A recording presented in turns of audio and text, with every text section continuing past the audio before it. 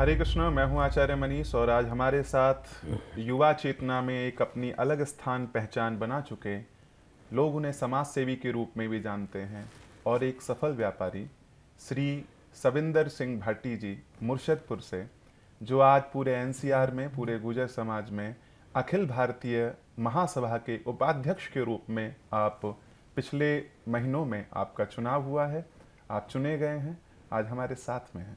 तो भाटी जी, बहुत बहुत स्वागत है आपका। बहुत धन्यवाद आचार्य साहब, आपको प्रणाम करता हूँ।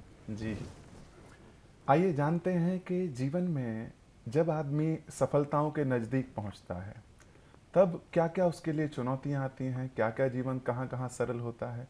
तो भाटी जी, पहले अपनी यात्रा के बारे में बताइए कि यहाँ अखिल भारतीय महासभा के युवा, इतने युवान के रूप में आपका चुनाव हो गया, क्या मानेंगे इसको? देखिए, मेरा परिवार गौतम बुद्ध नगर से आता है और मेरा पूरा संपूर्ण परिवार समाज की सेवा करता रहा है। मेरी दादी जी, दादाजी स्वर्गीय आदराम जी, स्वर्गीय भजनी देवी जी बहुत सामाजिक थी, वो समाज की सेवा में उनका पूरा जीवन गया। फिर मेरे पिताजी चौधरी विजयपाल सिंह भाटी जी समाज की सेवा तत्पर सदैव सेवा करते रहे। और निश्चित रूप से व्यक्ति को अपने परिवार से संस्कार मिलते हैं, तो हमें भी अपने परिवार से, अपने दादाजी से, दादी से, अपने पिताजी से संस्कार मिले और समाज की सेवा करने की भावना मन में हमेशा से हम लोगों के मन में रही।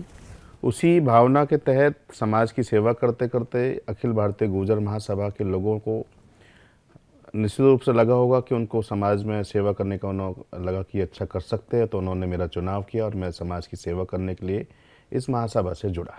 जी, महासभा के बारे में और बताएं कि जी ये इसकी कब स्थापना हुई? बिल्कुल। देखिए, अखिल भारतीय गुर्जर महासभा की स्थापना 1908 यानी जी। कि 118 साल पुरानी इसकी स्थापना हुई। बहुत पुरानी आज़ादी से बहुत अब तक की हमारे देश की, हमारे समाज की सबसे पुरानी संस्था अखिल भारतीय गुर्जर महासभा 1908 है।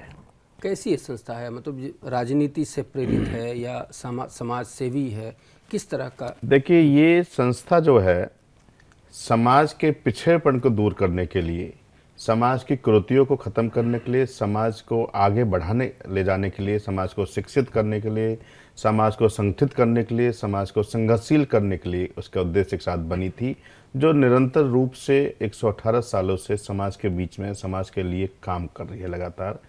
और आज महासभा राजनीतिक रूप से व्यक्ति को मजबूत करने के लिए सभी पार्टी के दलों के साथ जुड़ के काम कर रही है और समाज को शिक्षा में आगे ले जाने का काम भी महासभा कर रही है। अच्छा, जब पहली बार आपने ये सुना कि ये महासभा ने मुझे चुना है, तो मन में क्या भाव आए? देखिए, मैं समाज की सेवा, तो आप आचार्य मनीष जी, मेरा आपसे बहुत पुराना परिचय है, आपका आशीर्वाद मुझे समय समय पर मिलता रहा है और आप जानते हैं कि मैं समाज की सेवा के लिए काफ़ी सालों से समाज की सेवा कर रहा हूँ। उसी को देखते हुए महासभा ने मुझे महासभा से जुड़ने का न्योता दिया और मुझे भी ये लगा कि पूरे देश में काम करने का एक अच्छा मौका है समाज के लिए, इसीलिए मैं महासभा से जुड़ा। और निश्चित रूप से समाज की सेवा करना किसको बुरा लगता है? जी जी। तो मुझे भी निश्चित रूप से अच्छा लगा और मुझे आज पूरे देश में काम करने का मौका मिल रहा है। ये मेरे लिए भी एक बड़ी उपलब्धि है, गौरव की बात है। मैं निश्चित रूप से अपने समाज को आगे ले जाने में अपना पूरा योगदान देने का भरसक कोशिश करूँगा। महाराज जी, आपसे परिचय आपका कैसे हुआ? सविंदर भाटी जी से बात करेंगे, जो उन्होंने अब तक एक थीम दी है, समाज सेवा। कथा होती है गामा 2 में, तो उस कथा के माध्यम से लोग, वहाँ के आयोजक लोग आपके पास गए, तो हमेशा उदार हृदय की तरह कि आप सब लोग कुछ कर लीजिए, उसके बाद में जो सेवा मुझ पे आ पड़े या जो आप मुझसे कहेंगे, मैं अपने आप को धन्य भागी समझूंगा उस सेवा में। तो हमने देखा कि एक युवान व्यक्ति गुर्जर समाज से आया हुआ इतने भाव से भरे हैं। फिर तब से ऐसे जुड़ गए कि फिर हम लोगों ने 1-2 यात्राएं परिवार हो साथ की। हाँ, परिवार हो गया आज हमारा। परिवार हो गया। इनके भाई हैं उत्तम भाटी जी, वो भी बहुत नेक दिल आदमी हैं। आज की दुनिया में ऐसे लोग, ऐसे परिवार मिलना, आपके पिताश्री श्री विजयपाल सिंह भाटी जी हैं, वो भी बहुत हमेशा बढ़ चढ़ के समाज के कार्यों में आगे हिस्सा उन्होंने लिया है। तो और भाटी जी, आपसे इसके बारे में जानेंगे। समाज सेवा का ये जो जुनून है, बहुत सारे विद्यालय, स्कूल ऐसे हैं जहाँ पर आपने सहयोग किया, मिहिर भोज इंटर कॉलेज दादरी के लिए आपने सहयोग किया, राजेश पायलट महासभा विद्यालय के लिए 5 लाख रुपए का, दादरी के लिए 11 लाख रुपए का, और भी किसान इंटर कॉलेज दनकौर के लिए आपने सहयोग किया। ऐसे अनेक शिक्षण संस्थान हैं। तो क्या सविंदर भाटी का जो केंद्र है वो शिक्षण संस्थान ही है? देखिए, मैं मानता हूँ किसी भी समाज को अगर आपको आगे ले जाना है जी तो समाज में शिक्षा को आपको घर घर पहुंचाना है। जो समाज शिक्षित होगा वही विकास करेगा। मैं इन्हीं सब बातों को ध्यान में रखते हुए ये मूल मंत्र के साथ कि जितना हम शिक्षा को बढ़ावा दे सकते हैं, जितना हम शिक्षा को क्षेत्र में अपना योगदान दे सकते हैं, वो भरसक कोशिश करते हैं। इसलिए मेरा ज़्यादा ध्यान शिक्षा के क्षेत्र में रहता है। मैं हर परिवार से अपनी सभी सभाओं में अपील भी करता हूं कि अपनी शिक्षा को अपने बच्चों में, बेटा बेटियों में प्रोने का काम करिए, क्योंकि शिक्षा ही एकमात्र ऐसा शेरनी का दूध है जो पिएगा वो दहाड़ेगा। जो पिएगा वो दहाड़ेगा। सही। इसलिए मैं शिक्षा के ऊपर सभी शिक्षण संस्थाओं में दान देने के पीछे भी मेरा यही एक वजह रहती है कि कैसे समाज के बच्चे आगे बढ़े।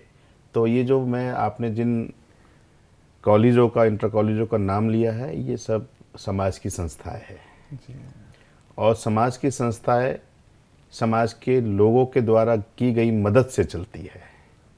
उसी में हम लोग छोटा सा योगदान देते हैं जिससे समाज का विकास हो सके।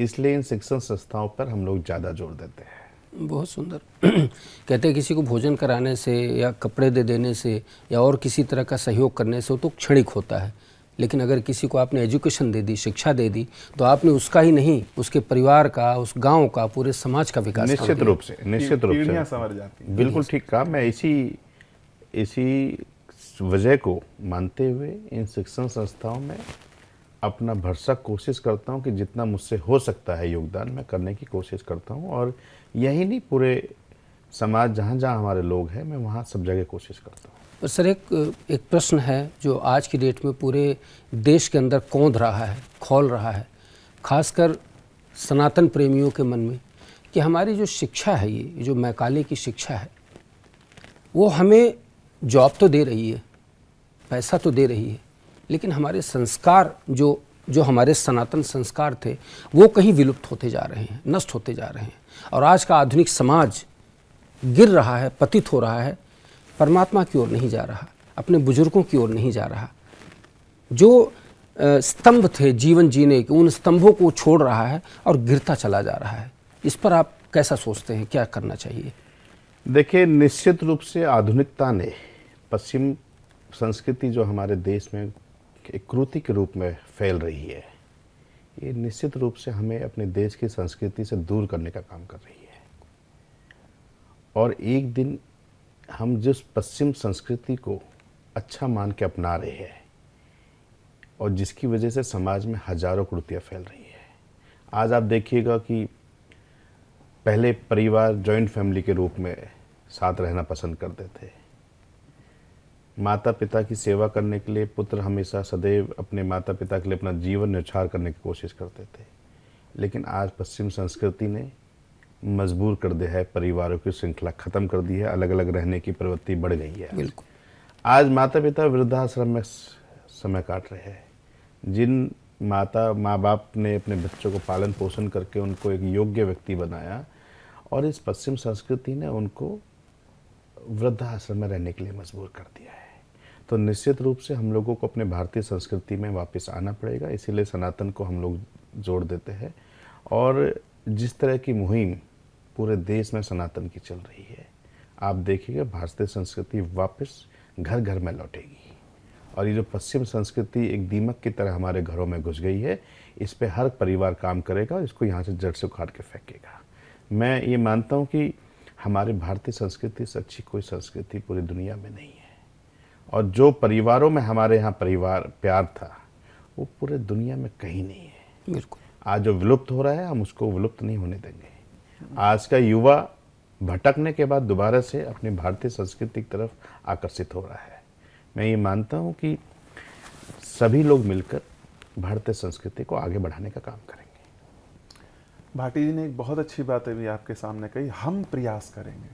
तो जब हर व्यक्ति ये प्रयास करेगा कि हमें बचाना है अपनी संस्कृति को, तो निश्चित ही है कि हम संस्कृति की रक्षा करेंगे और संस्कृति हमारे परिवारों की रक्षा करेगी। अच्छा भाटी जी, एक और बात है, आज आप जाते हैं, बहुत सारे लोग मिलते हैं, आपके इर्द गिर्द वो होते हैं, उन्हें अच्छा लगता है, तो आपको क्या लगता है कि आपके व्यक्तित्व में ऐसी क्या बात है जो सबसे ज़्यादा उन्हें अच्छी लगती है? देखिए, किसी भी व्यक्ति को कोई व्यक्ति कब अच्छा लग सकता है? जब वो सरल होगा और समाज की सेवा कर रहा होगा, दूसरों के लिए खड़ा रहेगा। तो मेरे भाव भी रहता है कि मैं अपना समाज के लोगों के साथ खड़ा होके उनके काम में, उनकी समस्याओं को दूर करने में जितनी सहभागिता निभा सकता हूँ, निभाने की कोशिश करता हूँ। और सबसे बड़ी बात है व्यवहार है। मैं अपनों के साथ मैं ये मानता हूँ कि व्यवहार एकमात्र ऐसी चीज़ है जहाँ लोग एक दूसरे से जोड़ते हैं। तो आज का युवा जो हमारा भटक रहा है, उसको रास्ते पे लाने के लिए हम लोग एक दूसरे के साथ मिलकर काम करते हैं। हमने भी देखा है कि बहुत पोलाइटली मिलना, जबकि जो हमारा पूरा गुर्जर समुदाय है वो दिल का बहुत अच्छा है, लेकिन अब भी भाषा में एक खड़ी भाषा उनकी मानी जाती है। देखिए, इसके पीछे शिक्षा का जागरण नहीं हुआ हमारे समाज में। मैं आपको बता दूं कि गुर्जरों का इतिहास बहुत गौरवशाली रहा है, जिसको इतिहासकारों ने दबाया है। आप जानते हैं कि 7वीं शताब्दी से 11वीं शताब्दी तक गुर्जर प्रतिहार वंश रहा है, और इसमें नागपत प्रथम और मीर भोज जैसे शासक हुए हैं। और लेकिन सामंतवादी व्यवस्थाओं के कारण गुर्जर प्रतिहार वंश का इतना नाम नहीं हो पाया, धीरे धीरे उसका शासन गिरता चला गया। और जब तक गुर्जर प्रतिहार वंश था, आप इतिहास उठा के देख लीजिए, बाहरी आक्रांताएं देश में घुस नहीं पाए थे। और जब से गुर्जर प्रतिहार वंश का पतन हुआ है, उसके बाद अरब आए, मुगल आए, अंग्रेज आए, उसके बाद लगातार लोग आते रहे। तो मैं ये मानता हूँ कि हमारा, जब हम लोगों ने मुगलों से लड़े, अंग्रेज़ों से लड़े, और अंग्रेज़ों ने हमें क्रिमिनल ट्राइब एक्ट में डाल दिया था। और क्रिमिनल ट्राइब एक्ट का मतलब है कि उस एक्ट के माध्यम से जब भी किसी गुजरी के पेट से कोई बच्चा पैदा होगा, तो पहले दिन उसके माथे पे क्रिमिनल लिखा जाएगा। ये कितना बड़ा अत्याचार है। अब जब आप क्रिमिनल पैदा होते ही हो गए, तो शिक्षा का जागरण कैसे होगा? तो हमारे समाज को शिक्षा से दूर किया गया। और जो समाज शिक्षित नहीं होता, वो आपने जो कहा कि गुर्जर समाज दिल का अच्छा होता है, क्षत्रिय है, लेकिन खड़ी भाषा बोलता है। आपको कोई भी समाज को अगर आगे बढ़ना है, विकास होना है, तो समाज को शिक्षित होना जरूरी है। तो हमारा समाज जब इतना क्षत्रिय रहा, इतने लड़ाकू रहा, तो शिक्षा से दूर होने की वजह से पिछड़ गया। लेकिन अब गुर्जर समाज का 100 वर्ष का इतिहास देख लीजिए, शिक्षा के क्षेत्र में बड़ी क्रांति आई है। आज हमारे बच्चे यूपीएससी से सिलेक्ट हो रहे हैं, आज हमारे बच्चे जुडिशरी में सेवा कर रहे हैं देश की। आज हर फोर्स में आप गुर्जर समाज के लोग हैं। आप देखेंगे कि आपको अगले 10-15 सालों में एक गुर्जर समाज में भयंकर परिवर्तन देखने को मिलेगा। नहीं, बहुत सारी शुभकामनाएं हैं कि बहुत ऐसा ही हो। धन्यवाद। दूसरी एक बात, हाँ, जैसे आपने बताया बहुत सारे लोग मदद लेने के लिए आते हैं, तो सविंदर भाटी जी का नाम इसलिए भी जाना जाता है कि वो राजनेताओं के साथ, ब्यूरोक्रेट्स के साथ उनकी बहुत अच्छी उठ बैठ है। तो इसके बारे में बताएं, ये मिरेकल कब से हुआ, कैसे हुआ? देखिए, मैं 2003 में जब कॉलेज से पास आउट होकर आया, तो मेरे कुछ साथी यूपीएससी कर रहे थे, तैयारी कर रहे थे। उनमें से एक दोस्त मेरे आईएएस सेलेक्ट हो गए। तो उनके साथ, क्योंकि मेरे दोस्त थे, तो उनके साथ उठना बैठना लगातार चलता रहा। और मैंने ये जाना कि जहाँ देश की नीतिगत फैसले होते हैं, वो देश की ब्यूरोक्रेसी करती है जी। तो निश्चित रूप से पावर की तरफ हम लोग आकर्षित हुए। और उसके बाद हम लोगों ने अपने पूरे देश की ब्यूरोक्रेसी, जो मुझे एक छोटे भाई के रूप में प्यार करती रही, मैंने उनके संबंधों को अपने समाज की सेवा करने में लगाकर समाज को आगे बढ़ाने की मैंने हमेशा कोशिश करी है। और आज पूरे देश की ब्यूरोक्रेसी के साथ मेरा बहुत मधुर संबंध है। उसके पीछे सिर्फ एक यही बड़ी बात है कि मैंने उनके संबंधों को अपने समाज के लिए उपयोग किया है, अपने लिए कभी उपयोग नहीं किया है। बहुत सुंदर। तो जैसे आपने बताया कि ब्यूरोक्रेट्स के साथ आपका उठना बैठना है, दूसरी एक और जाति है जिसे हम राजनेता कहते हैं, राजनीति कहते हैं, वो देश के निर्णयों में उसकी बड़ी भूमिका होती है। तो अभी आप सेवा कर रहे हैं बिना किसी पद के, बहुत सी जगह हमें पता भी है, चर्चा के विस्तार के भय से उसे यहाँ नहीं कह रहे हैं, लेकिन ये बताइए क्या कभी मन में होता है कि कभी राजनीति में कभी जाना हो या कभी अवसर मिले? देखिए, अभी तो मैं सामाजिक प्लेटफॉर्म पे काम कर रहा हूँ। अखिल भारतीय गुर्जर महासभा हमारे समाज की संस्था है और मैं समाज की सेवा करने के लिए उसमें लगातार निरंतर कार्य कर रहा हूँ। लेकिन कभी ऐसा परिस्थिति आई तो मैं समाज के सरदारों से इजाज़त लेकर राजनीति करने जरूर जाऊँगा, लेकिन अभी मैं फ़िलहाल अपने समाज की सेवा के लिए गुर्जर महासभा में काम कर रहा हूँ। क्या क्या मेन सेवाएं अभी चल रही हैं, किस तरह से आप अपने आप को व्यस्त रखते हैं?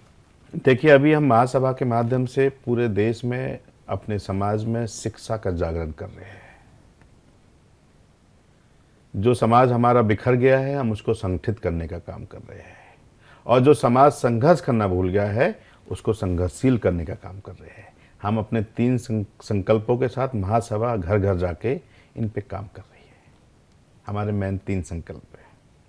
और अपने लिए आप क्या कर रहे हैं जिससे आपका आपकी आय बनती है? आप इसके अलावा और क्या कार्य करते हैं जिससे आप पोषित होते हैं? देखिए, मैं व्यापार के क्षेत्र में हूँ जी। और व्यापार के साथ साथ मैं सामाजिक सेवा भी करता हूँ। तो मैं 2005 से रियल एस्टेट में अपना काम करता हूँ। आज हम लोगों ने हॉस्टल्स रूपी बिल्डिंग्स बना के बड़ी यूनिवर्सिटीज़ को दे रखी है। मैं अपना कमर्शियल होटल्स मथुरा में बना रहा हूँ। मेरा व्यवसाय प्रॉपर्टी का है और जो बाकी समय बचता है मैं वो समाज के लिए देता हूँ। बहुत बढ़िया। इस सब के बीच में भाटी जी अपनी जो व्यक्तिगत जीवन है या अपनी हॉबीज़ हैं, कुछ ऐसा करना जिसमें अपने मन को हल्का कर पाएं, क्या कर लेते हैं? देखिए, इतने व्यस्त चीज़ों के बाद भी व्यक्ति को अपने लिए समय निकालना तो बहुत ज़रूरी है। और मैं लॉन टेनिस प्लेयर हूँ। वाह, तभी तो आप इतने फिट हैं। मैं करीबन 25 सालों से लगातार लॉन टेनिस खेल रहा हूँ और उस लॉन टेनिस की वजह से ही मैं पूरे दिन तरोताज़ा होकर काम कर पाता हूँ। बिल्कुल। तो मैं सभी को ये तो चाहूँगा कि एक हॉबी तो ज़रूर पालनी चाहिए सब लोगों को। हाँ, सही बात है। और लॉन टेनिस बहुत अच्छा गेम है। मैं तो कहूँगा कि उसको लोग खेलें और अपने जीवन को तरोताज़ा रखें। एक थोड़ा हट कर के प्रश्न है, लेकिन आज समाज का बड़ा इम्पोर्टेंट प्रश्न है। आज ये जो सनातन के लोग हैं, हिंदू कहें, सनातनी कहें, इनको जातियों में कुछ ऐसा कुछ डिवाइडेशन चल रहा है।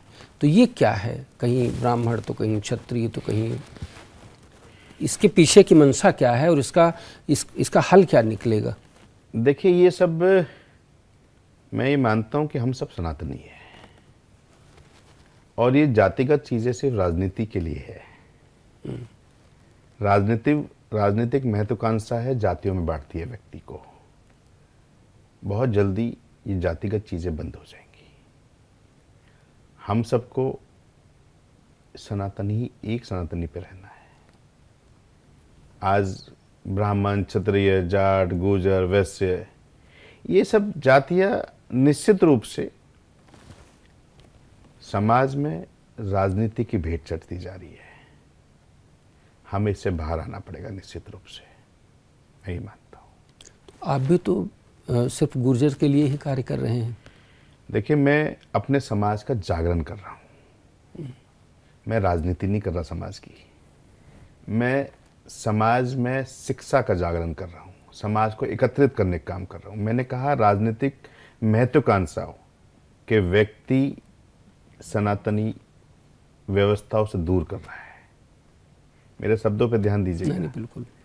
मैं अपने समाज को आगे लाने में राजनीति में नहीं ले जा रहा। मैं अपने समाज को शिक्षा का जागरण कर रहा हूँ। मैं समाज को संगठित करने का काम कर रहा हूँ।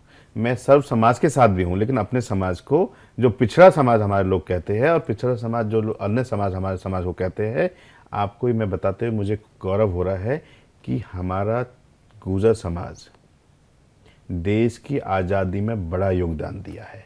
तो अन्य समाजों को तो हमारा ऋणी होना चाहिए कि देश की आज़ादी में गुर्जरों का इतना बड़ा योगदान रहा है। आज अन्य समाज पिछड़ा समाज कहते हैं, मैं कहता हूं उनको हमारा इतिहास पढ़ के इसको दूर करना चाहिए कि हमारा समाज का इतिहास इतना गौरवशाली रहा और समाज देश के लिए पूरी तरह सदैव समर्पित रहा। और देश की आज़ादी में आप सोचिए कि हम लोग व्यापार के क्षेत्र से पीछे हट गए, शिक्षा के क्षेत्र में पीछे रह गए, तो अन्य समाज को तो हमें आगे लाने का काम करना चाहिए। बिल्कुल। एनसीआर में होना गुजरों का और उनके ऊपर जो भी उनकी ज़मीनें थीं, आज उनकी कीमतें काफ़ी हद तक ये लगता है कि जो ये क्षेत्र का है गुजर, वो समृद्ध है या उनके साथ भी कुछ अभी कुछ पिछड़ गए हैं, कुछ पीछे रह गए हैं? देखिए, मैंने आपको बताया कि एनसीआर, आपने एनसीआर की गुजरों की बात करी, तो एनसीआर में हमारे समाज के लोग निश्चित रूप से समृद्ध है और समृद्ध के साथ साथ शिक्षाविद भी होते जा रहे हैं। शिक्षा पे बहुत अच्छा ध्यान दे रहे हैं।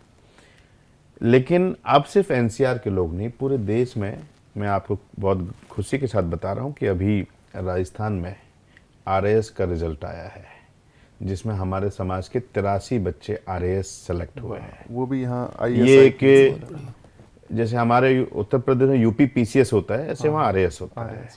ये बड़े गौरव की बात है समाज की। यही मैं आपको बता देता हूँ, यही समाज में शिक्षा की क्रांति का काम है। जो हम लोग शिक्षा का जागरण घर घर कर रहे हैं कि बेटों और बेटियों को पढ़ाइए, उसी का देखिए नतीजा कि 83 बच्चे एक ईयर में आरएएस सेलेक्ट हो जाए, ये किसी समाज के लिए बड़ी बात है। तो हम लोग अपनी महासभा के माध्यम से शिक्षा का जागरण पूरे देश में घर घर में कर रहे हैं। सुरेंद्र जी, एक और बात थी कि यहाँ हमारे पास आर्थिक समृद्धि तो है जिसकी आप बात कर रहे हैं, लेकिन आर्थिक समृद्धि के साथ साथ जो आप संघर्षशीलता की बात कर रहे हैं, अपने एनसीआर के लोग संघर्ष कम कर रहे हैं। तो शायद उनके चुनाव कम हो रहे हैं या उस और वो सोचते ही नहीं हैं, या व्यापार उनका बढ़ा हुआ है। कैसे संघर्ष की आप बात कर रहे हैं कि वो राजनीति में आगे आए, आर्थिक समृद्धि हो, या जो उनका खोया हुआ सम्मान है वो उन्हें लौट करके मिले? देखिए, बिल्कुल आपने ठीक कहा आचार्य जी कि गुर्जरों के इतिहास के बारे में मैंने बताया कि बहुत गौरवशाली रहा। और वो गौरवशाली क्यों रहा? क्योंकि गुर्जरों ने देश की आज़ादी में बड़ा संघर्ष किया था। अगर हम उस संघर्ष की बात करें तो आज के समय में जो गुर्जर समाज इतना संघर्षशील रहा, आज संघर्ष करना भूल गया है। ये सुख समृद्धि सुविधाएं निश्चित रूप से संघर्ष को कम कर देती है। लेकिन मैं ये मानता हूं कि अब गुर्जर जागरूक हो रहा है। और आज आप देखिए, राजनीतिक दृष्टिकोण में अगर आप देखें तो गुर्जरों को जितना उनके समाज के हिसाब से, उनके संख्या के हिसाब से जो जगह चाहिए थी राजनीति में, वो नहीं मिल पाई। उसका एक बड़ा नतीजा, उसका एक बड़ा कारण गुर्जरों का संघर्ष कम करना भी है। गुर्जर संघर्ष करना भूल गया है। हम गुर्जरों को याद दिला रहे हैं कि आप वो गौरवशाली गुर्जर हो जिन्होंने देश के इतिहास में, देश की आज़ादी में आपने बड़ा योगदान दिया था। आज वो समय आ गया कि आप खड़े हो जाइए और अपनी सहभागिता राजनीति में मांगिए। जिस पार्टी में जो सम्मान के साथ हमें जगह चाहिए वो अभी नहीं मिली है, इसलिए हम गुर्जरों को संघर्ष करने के लिए दोबारा से इकट्ठा कर रहे हैं। अच्छा, जैसे पुराने समय में राजेश पायलट, उनके सुपुत्र भी सचिन पायलट, स्वर्गीय महेंद्र सिंह, और वर्तमान में भी वो तेजपाल नागर मास्टर जी हों, अन्य लोग हों, तो क्या लगता है कि इनका संघर्ष वहाँ तक पहुँचने के लिए नहीं है जहाँ तक आप कल्पना करते हैं, या ये लोग ठीक अपना काम कर रहे हैं? देखिए, निश्चित रूप से सभी लोग अपना अपना काम कर रहे हैं और मैं बिल्कुल ये नहीं कह सकता कि वो ठीक नहीं कर रहे। वो भी अपना योगदान समाज को आगे बढ़ाने में निश्चित रूप से दे रहे हैं। स्वर्गीय राजेश पायलट जी ने पूरे देश के समाज को जोड़ने का काम किया था। लेकिन उनका बड़ा ओहदा था उस समय। जी, गृह राज्य मंत्री रहे। निश्चित रूप से जब तक कोई व्यक्ति संवैधानिक पद पे नहीं होता है, और बड़ा नहीं होता है। तो वो बड़े पद पे थे, बड़ा हो रहा था। आज सचिन पायलट जी हमारे उप मुख्यमंत्री के रूप में कार्य कर चुके हैं। अब उनको मुख्यमंत्री का पद का दावेदार बनाया है कांग्रेस ने। तो जिस दिन समाज का कोई व्यक्ति मुख्यमंत्री बन जाएगा, वो समाज का उसी दिन से एक विकास शुरू हो जाता है। बिल्कुल। हम लोग पिछड़े इसलिए भी है कि राजनीतिक रूप से कमज़ोर इसलिए भी है कि हमारा कोई व्यक्ति अभी तक मुख्यमंत्री नहीं बना है। आप देखिएगा, जिस दिन हमारे समाज का कोई व्यक्ति मुख्यमंत्री बन जाएगा, उस दिन समाज में राजनीतिक रूप से एक बड़ी क्रांति आएगी। क्रांति आ जाएगी। अच्छा, ये मुख्यमंत्री बनना, अन्य पदों पर जाना एक प्रेरणा होगी या एक फेवर होगा? प्रेरणा होगी निश्चित रूप से, एक बड़ी प्रेरणा होती है। देखिए, जब आपके समाज का कोई व्यक्ति आईएएस बनता है तो वो बाकी बच्चों के लिए प्रेरणा का काम करता है। बिल्कुल। इसी तरह राजनीतिक रूप से जब सर्वोच्च पद किसी प्रदेश का मुख्यमंत्री का होता है तो ये एक प्रेरणा का काम करती है। तो ये प्रेरणा का काम करेगी समाज में। पॉलिटिक्स और मुख्यमंत्रियों की बात हो रही है, तो ऐसे में एक प्रश्न मन में आता है कि योगी जी के बारे में आपके क्या विचार हैं? देखिए, योगी जी एक ऐसे शासक है जिन्होंने उत्तर प्रदेश में नहीं, पूरे देश में लोकप्रियता हासिल की है। पूरे देश में, सही बात है। और हिंदुत्व की छवि उन्होंने उत्तर प्रदेश से उनकी बाहर चली और पूरे देश में उनकी आंधी बह रही है। वो एक कुशल शासक के साथ साथ हिंदुत्व को बढ़ाने के एक बड़े स्वामी है। वो जब मुख्यमंत्री के लिए चयनित हुए तो एक संत के रूप में आए और आज एक बड़े शासक के रूप में काम कर रहे हैं। निश्चित रूप से पूरे भारतवर्ष में उनकी लोकप्रियता और उनके काम करने की प्रणाली को पूरे देश में पसंद किया जा रहा है। और मैं ये मानता हूँ कि वो सच्चे संत है और देश को उनकी बड़ी ज़रूरत है। इससे ही जुड़ा हुआ एक प्रश्न है, क्योंकि आप तो बहुत गहरे से बातों को समझते हैं, जानते हैं, आप उसी में डूबे हुए हैं। अगर योगी जी प्राइम मिनिस्टर बन जाएं तो क्या ठीक होगा? निश्चित रूप से देखिए, ये समय की एक, आपको बताएंगे कि भारत के प्रधानमंत्री योगी जी होंगे तो निश्चित रूप से भारतवर्ष की जनता के मन में तो ये ख्याल है। और मैं ये मानता हूँ कि अगर वो प्रधानमंत्री बनेंगे तो निश्चित रूप से सब अच्छा होगा। आपको किसी पार्टी से जुड़ने का मौका मिले तो विचारधारा के समीप कौन सी होगी? देखिए, मैं हिंदुत्व की तरफ मेरा आकर्षण रहता है।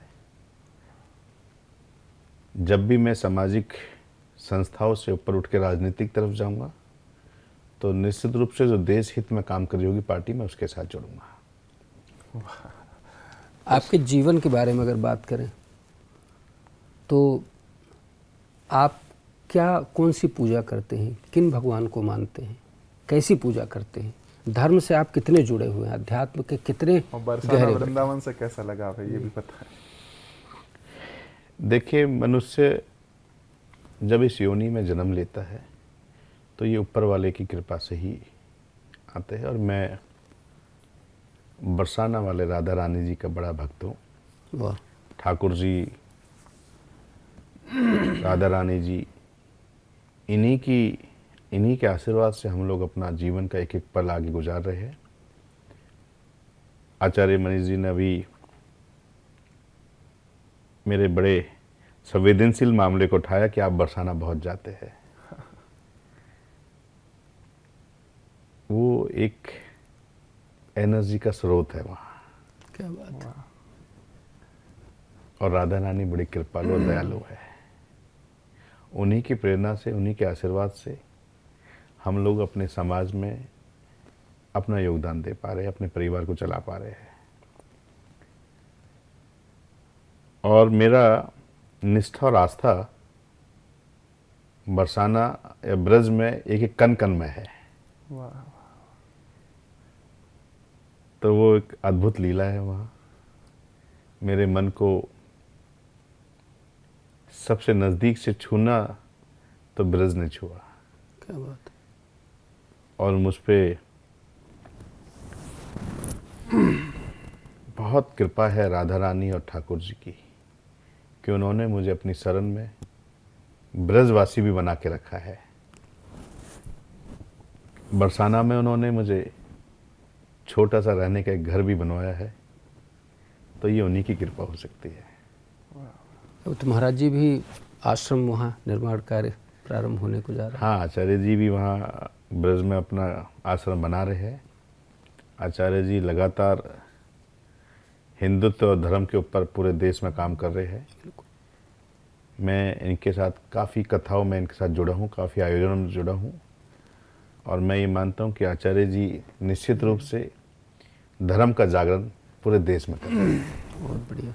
लेकिन आप भी कुछ कम नहीं हैं, लोगों के लिए इतने प्रेरणा स्रोत। बताइए, लगातार आप समाज हित में कार्य कर रहे हैं, एक और आप अपने बिजनेस से भी जुड़े हुए हैं, उसको भी आगे बढ़ा रहे हैं, राधा रानी की शरण में है, धर्म अध्यात्म को भी आपने पूरे अच्छे मन से पकड़ा हुआ है, और इतना बढ़िया स्वास्थ्य, खेल को भी आप पूरा समय दे रहे हैं। भोजन आप कैसा करते हैं? देखिए, मैं सात्विक भोजन करने वाला व्यक्ति हूँ। राधा रानी का भक्त हूँ तो निश्चित रूप से सभी कृत्यों से दूर हूँ। बिल्कुल। और राधा रानी जी की बहुत कृपा है, तो उन्होंने मुझे उतनी सद्बुद्धि दी है कि जो फल कंद मूल बनाया है, मैं उन्हीं का सेवन करता हूँ। वाह। आज तो देश में गाय देख ही रहे हैं आप, गाय तो लगभग समाप्ति होती जा रही हैं। सरकारें कितनी आई और चली गई, लेकिन आज तक गाय की सुरक्षा, करपात्री जी ने अपना प्राण दे दिया, कितने संतों ने अपना बलिदान दे दिया। पूरा देश इस बात को लेकर के बहुत क्रोधित है। गैया मैया हम सब के जीवन से जुड़ी हैं, गाय को हम माँ कहते हैं। आप राधा रानी के उपासक हैं। भगवान कृष्ण ने जन्म लिया, अवतार लिया ही गैया मैया की सेवा के लिए, और वही गाय आज लगभग समाप्त है। मैं ये मानता हूँ कि निश्चित रूप से अब समय बदल रहा है। गौ माता माँ के रूप में पूरा देश गौ माता को बचाने का कार्य कर रहा है। मैं अभी बरसाना में रमेश बाबा के यहाँ गया था, और उनकी गौशाला में 70,000 गायों की व्यवस्था है एक साथ। विराटतम गौशाला है। और उस गौशाला में उन्होंने निःशुल्क अस्पताल, गाँव के भोजन की बहुत सुंदर व्यवस्था है। 70,000 गाँव की व्यवस्था का मतलब 50 लाख रुपए प्रतिदिन। ब्रज की सबसे बड़ी गौशाला है। हाँ, मतलब कोई कंपनी जितना टर्नओवर करती है, इससे ज़्यादा गौ सेवा पर खर्च हो रहा है। तो आप ये मान लीजिए कि गौ सेवा करने के लिए संत और आम व्यक्ति अब आगे आ गया है, और अपनी माँ की रक्षा करना हर व्यक्ति का फर्ज है। आप निश्चित रूप से देखेंगे कि गौ की सेवा में दिन पे दिन लगातार लोग बढ़ते जा रहे हैं। जहाँ पहले गऊ को कटान के लिए भेजते थे, आज कटाने मिले बंद हो गई है। तो मैं भारतीय जनता पार्टी को निश्चित रूप से बधाई तो देना चाहूँगा कि उन्होंने गऊ रक्षा का बड़ा काम किया है, पर पूरी तरह से रोक नहीं पाए।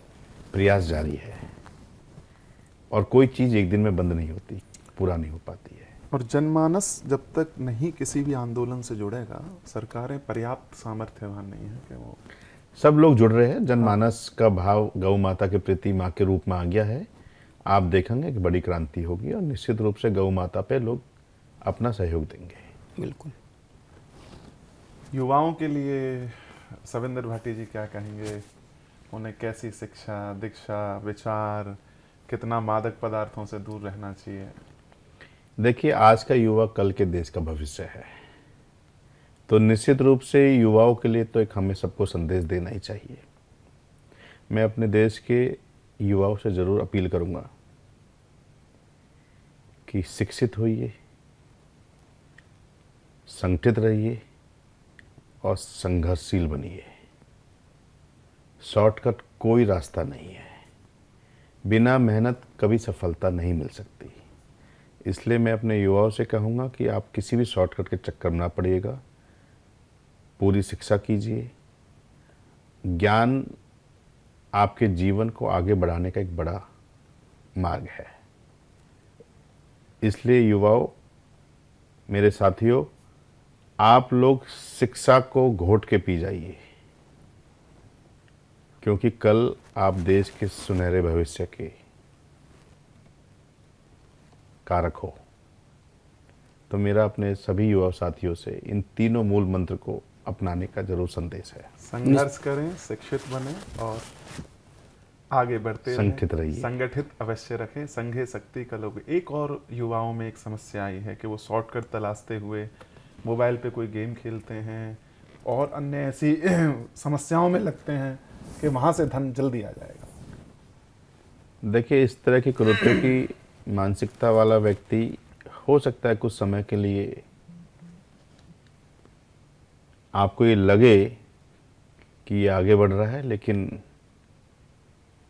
ये जो मोबाइल पे आप लोग आजकल के बच्चे ये गेम्स और जुआ के चक्कर में आ गए, तो महाभारत का वो प्रसंग मुझे याद आता है कि जब पांडव रूपी भगवान रूपी पांडव भी थे वो, जिन्होंने ये संदेश दिया था कि जुआ का परिणाम क्या होता है, और जुए की वजह से उनकी संपत्ति के साथ साथ पांचाली भी दांव पे लग गई थी। इतना बड़ा संदेश के बाद भी आज का युवा अगर भ्रमित है, तो मैं ये मानता हूँ कि युवाओं को इस पे काम करने की ज़रूरत है। ये व्यवस्था कुछ समय के लिए तो निश्चित रूप से आपको आगे बढ़ा सकती है, लेकिन पूरा जीवन फिर आपका अंधकार में रहेगा। इसलिए इन चीज़ों की, इन कृत्यों से दूर रह के आप कोई शॉर्टकट ना अपना के अपनी मेहनत के साथ, लगन के साथ आगे बढ़ने का काम करें। आपसे पूरी बातचीत करके ये आभास होता है कि आप शिक्षा ही आपके जीवन का लगता है उद्देश्य है। शिक्षा ही पूरा आपके जीवन में यही है कि आप सब शिक्षित हों। एक और जिस शिक्षा की बात कर रहे हैं आप वो है, और दूसरी ओर एक मदरसे वाली शिक्षा है। तो आप इसको कैसे देखते हैं? जो मदरसे में शिक्षा चल रही है उसका आने वाले समय में उसका क्या परिणाम निकलेगा? देखिए, हमारी शिक्षा, हम लोग कहते हैं कि आप शिक्षित होके अपने समाज का विकास करें, और मदरसे की शिक्षा कहती है कि आप जाके विनाश करें। तो मैं निश्चित रूप से किसी भी शिक्षा का, न मदरसे की शिक्षा न हमारे शिक्षा की, सिर्फ मैं चाहता हूँ कि मदरसे की शिक्षा भी विकास की तरफ ले जाए। जो वो पथ पे बहकने का काम कर रहे हैं, वो काम ना करके उनको आगे, उनको विकास की तरफ ले जाए। किसी भी शिक्षा का विरोध नहीं है, लेकिन गलत दिशा में शिक्षा को ले जाएंगे तो उसका विरोध है। बिल्कुल। जी जी। अभी अभी आज आपने सविंदर भाटी जी को सुना और देखा, युवाओं पर बात की अपनी जाति पर, और बताया कि जाति एक पहचान है, उसका गर्व हमें होना चाहिए, लेकिन हमारे कर्म ही हमें जीवन में आगे बढ़ाएंगे। अध्यात्म कैसे किसी भी कामयाबी व्यक्ति को चमकाता है, वो आपने सुना कि ये भी श्री जी के कृपा पात्र हैं और आचार्यों से, धर्म कार्यों से जुड़े हुए हैं। जीवन में अपने लिए किया तो क्या किया, यदि परोपकार, ईश्वर की कृपा सबको साथ लेकर के चलेंगे तो एक शांत मंगलमय जीवन आपका होगा। इस कार्यक्रम का आज यही हम संपूर्ण करते हैं। बहुत सारी शुभकामनाओं के साथ भाटी जी, बहुत बहुत आपका बहुत धन्यवाद आचार्य मनीष जी और तरुण जी, आपका बहुत आभार, बहुत धन्यवाद। आप आए स्टूडियो में और आपका परिचय मिला, लोगों के लिए आप प्रेरणा स्रोत हैं, तो बहुत अच्छा लगा। बहुत आभार। बहुत धन्यवाद आपका। जी। राधे राधे। राधे राधे।